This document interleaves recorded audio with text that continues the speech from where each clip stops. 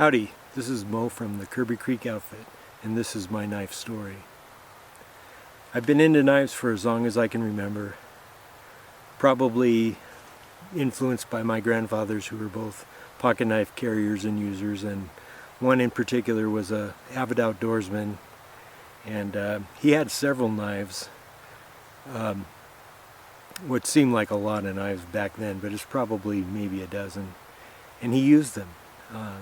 I learned a lot from him, and he gave me my first two knives with the understanding that if I was able to hang on to them for a month and not cut myself or anybody else, he would buy me a brand new Cub Scout knife.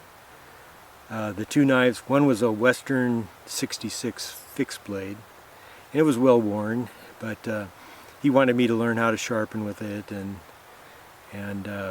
some basic knife safety stuff. And the other was a worn out, I don't remember if it was a Stockman or a cattle knife, but it was a 3-blade knife. One of them was broken and the other two were very well worn. He had retired that knife a while, long before I got it.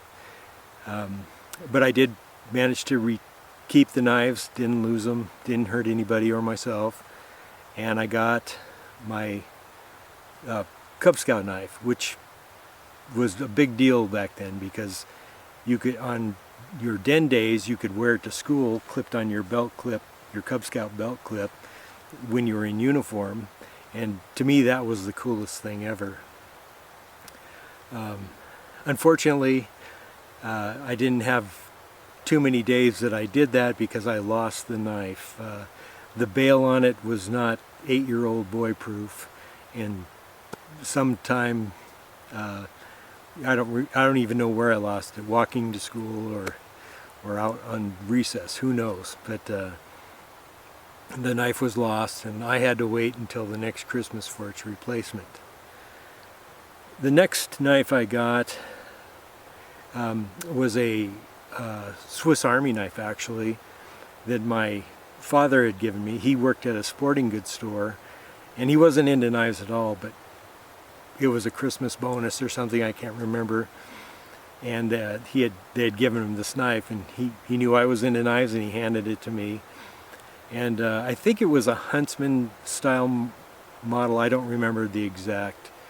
It had, you know, 2 blades, cap lifter, can opener, a saw and scissors, an awl, and a Phillips screwdriver on the other side. It's a big knife, and you know, for a while there I was the envy of the neighborhood kids with that knife.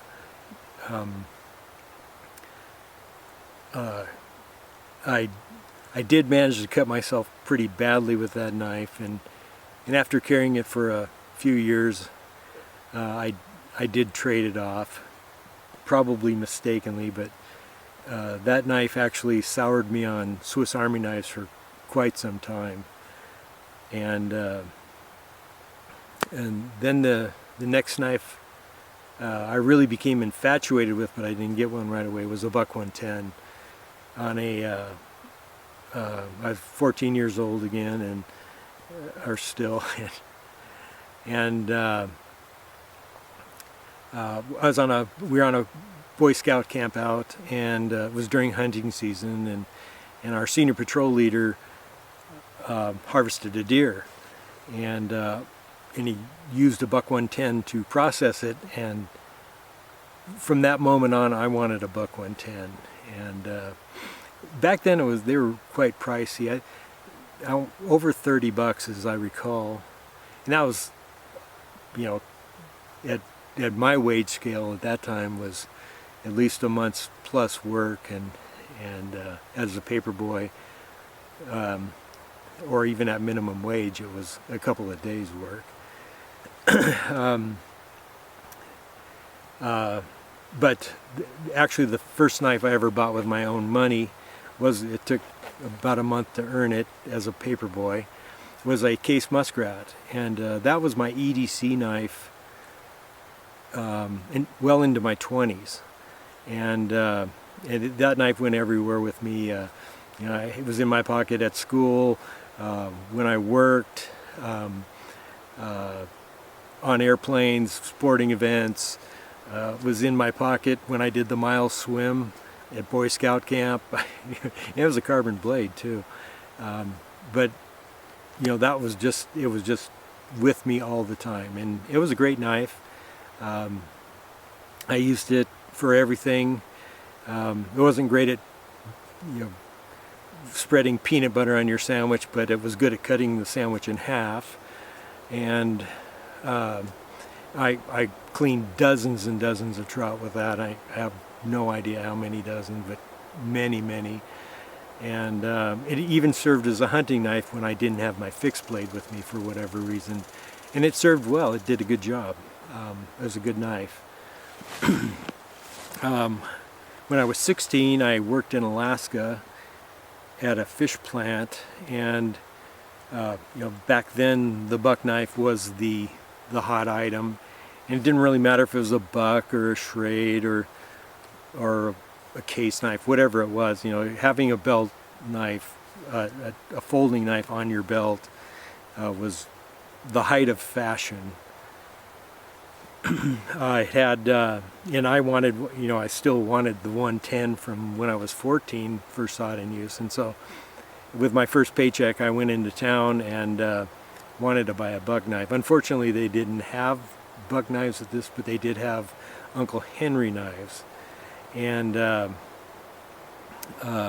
so my first buck knife was an Uncle Henry, and but I was very proud of it. It rode around on my belt. It wasn't a lock bag. It was actually the 127 UH liner lock model. But anyways, it you know, it was more of a fashion statement. I didn't get didn't use it very much. I took it hunting a few times, but I don't even think I got an opportunity to use it. I did remedy that later. I bought a buck knife, and then I bought a Western 541, which is a buck knife clone, that I liked better. It was a little more rounded than the buck, and it had nickel silver bolsters. I thought that was a little more attractive, and it was a really good knife, and I still have that knife. The original buck I bought is, I can't remember. I traded or sold it off. I don't remember. And then sometime in the 80s, you know, modern knives were coming into style, and of course the Bob Loveless drop point hunting knives were very fashionable in all the magazines, and that influenced me. And so I started using drop points, and in my EDC as well. You know, I EDC Gerber LST, and it was probably the knife I used the most as an EDC knife. Later I got a Western version of that had nickel silver bolsters on it that I liked a lot better, because the LST was not very comfortable to actually use. If you know, besides, you know, a small task. I mean, if you had to use it for processing game or anything like that, it was a terrible knife. The Western was a little more hand filling, and it's a 521. I don't know if anybody knows what that is, but it similar shape as and size as the LST, but it was obviously heavier and a little thicker. But you could use it for hunting and fishing, and that was something that I did a lot back then. And that knife had soul. It looked good. I really liked that. I did you know, try a lot of modern knives from the 80s to the early 2000s. I'd say were most of the knives I bought were considered modern, and you know, I wanted to like them, but they never really connected with me, I guess. or I didn't connect with them. Yeah, I had some Kershaws and some other Gerbers and a few other I don't recall, but around 2000 I was at a Walmart and I saw a buck 110 in the case, and it just looked good to me, and it was only like, you know, 35 bucks or something. I think that was the same price they were when I was 16, and I bought it, and it felt good in my hand. It was a much improvement over those original bucks made in the 60s and 70s. Much more rounded. It was a little thicker.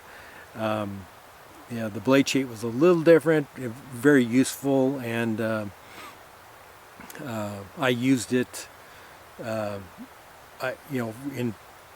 used it that season, and I was just amazed how much better that knife was than a drop point knife. Or for me, it was. It was a much better experience.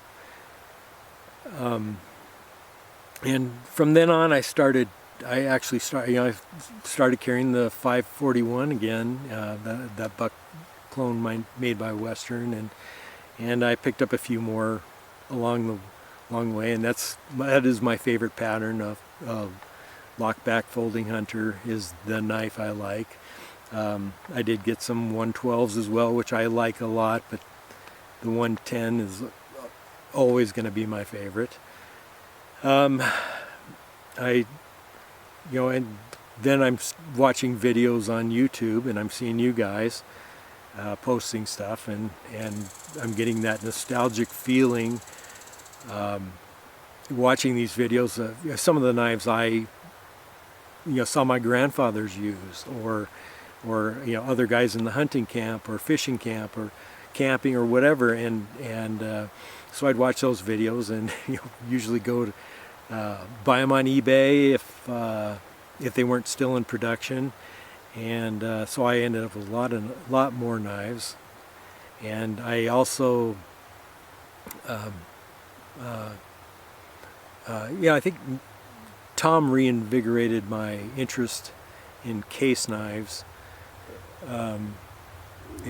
Like I said, my Scoutmaster had a big influence on me, and my Scoutmaster and I remained friends for the rest of his life. He died about 20 years ago, and we traded knives back and forth, from the time I was a teenager till into my 40s. And great guy, but the case knife and the nostalgia of the case knife and my connection with him, and then Tom with his Ichthus series presentations, got me looking at case knives again, and I kind of it sparked something in me, and I started buying bone stag case knives and really enjoying them. Slip joints. It's been a long time since really since the muskrat that I was carrying a slip joint at all, and I started using them and find them patterns I had no interest in.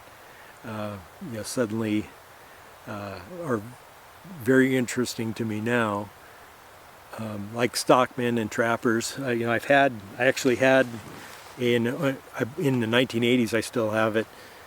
Purchased an old timer trapper and a stockman too, and I never warmed up to those knives. I did use them for work because I'm in the trades, and we used knives hard, and you didn't want to spend a lot of money on a knife that was going to get thrashed, and I bought them because they were inexpensive, and I didn't mind thrashing them. I never really considered myself a knife collector until I realized that I have knives that I've never used. I always purchase knives to use for a purpose, and that's been a fairly recent phenomenon in the last 10 years or so. that I actually purchased knives that I may have intended to use, but I haven't for whatever reason. I'm finding that most of the knives that I buy and use are nostalgia based. They connect me with someone in my past, usually my scoutmaster, my grandfathers, friends, family in general, and experiences I had, either hunting, fishing, camping, whatever. It was, those are the knives that have the most interest to me. The brands that, Case wasn't a very common brand where I lived. As a young person, you had to go to the big city to get a Case knife. Schrade and Western were in every hardware store and sporting goods department in my area, and so those early knives were mostly Schrade and Western. Buck was always considered a little higher end than those other knives, and they usually commanded a higher price. And I didn't, until that first Buck 110, and that was really the only buck knife I had for quite a few years. That was, but now I'm pretty much a buck knife enthusiast. I still like my Westerns. I still like my Schrade and Uncle Henry's. I still like Case knives, and those are the knives I carry and use when I'm out here. It connects me to my grandfather.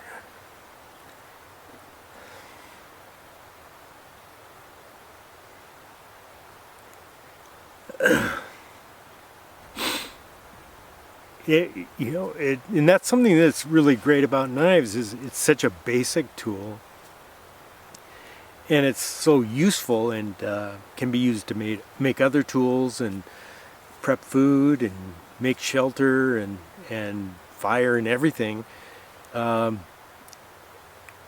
It just seems so primal to me that we should all.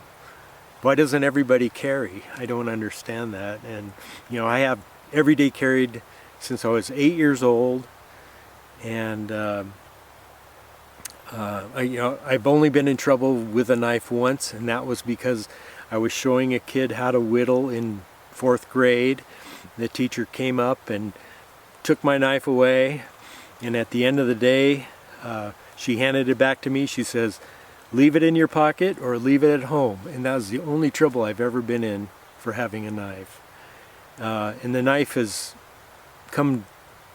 been so useful in my life. Even today, having a knife in a world where so few do, you become a very valuable person, someone who can actually do something. I bought some appliances a couple months ago, and they were strapped on a pallet that nobody in shouting distance had a knife. I did, and so I says, well, I can cut it, and so I could buy one of the appliances, because they weren't going to be able to get it off the pallet without it. And I pulled out my Stockman knife, and when I first volunteered to cut the strap, they all looked at me like, oh my gosh, this guy's armed. So I pulled out my Stockman knife, peeled out the spay blade, sliced the strap, retired the blade, stuck it back in my pocket, and it was I got to buy the appliance and head home and install it. It was shocking to me that there was at least 6 people that worked at the store that did not have any way to get these appliances apart on this pallet. And I could have, with what I had on me at that time, I could have equipped more than half of them with a knife. It's just shocking to me that our culture doesn't see the value in carrying a cutting tool. You know, whether that be a Leatherman or a Swiss Army knife, or whatever you're into, it's a tool. It's the most basic tool, and extremely versatile. Anyways, I think that'll do for my knife story. Thanks to Georgia Adventure for getting this out there, and Erica, her video was, Erica's EDC was inspired me to do this. I'm very interested in hearing your knife story. This is Mo from Kirby Creek, signing out.